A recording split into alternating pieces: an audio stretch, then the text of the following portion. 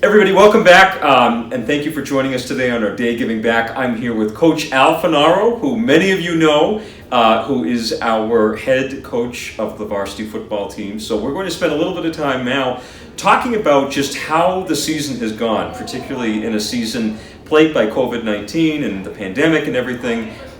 So we're going to give an opportunity for Al to share a little bit about that experience and highlight where the light has been for the young men playing on the team this year. So, Al, what thoughts on the season and what it was like? Very unique. The first time in Xaverian's history we probably ever had anything like this. Yeah. Yes, and obviously for the entire state. When the pandemic came, way back now over a year ago, and nobody was in school, there was all the worry.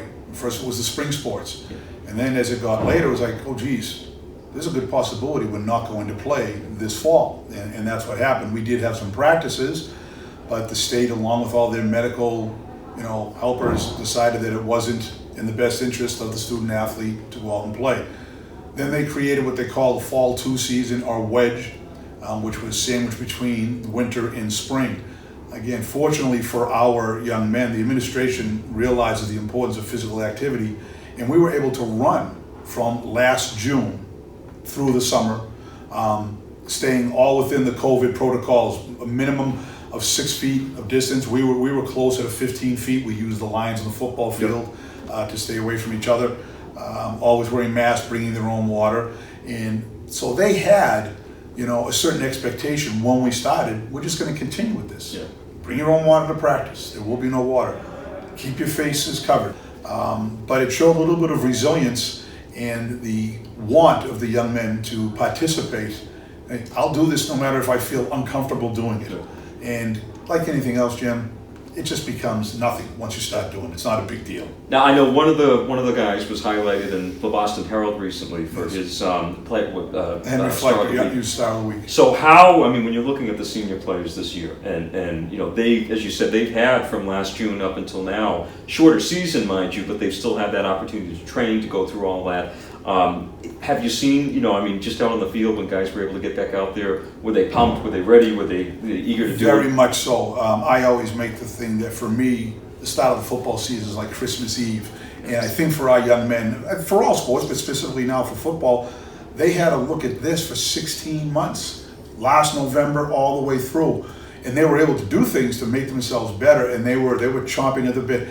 And it was good to see young people smile, laugh, and have fun with their classmates, which they hadn't been able to do in a larger setting. A few guys might have come here and there and worked out someplace, but it was really good, and there was never a complaint. It was like full speed ahead, let's go.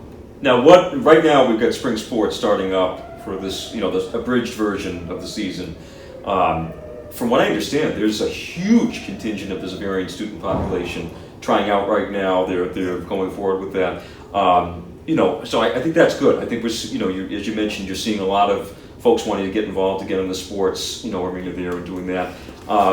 So next season, just as we kind of conclude today's video, any thoughts on next season? Any thoughts on what you're seeing so far? Well, I told the young men after our last game that the senior class had set a high bar to achieve for the underclassmen. Their work ethic, they're detailed in their studying of our game plans and practice procedures.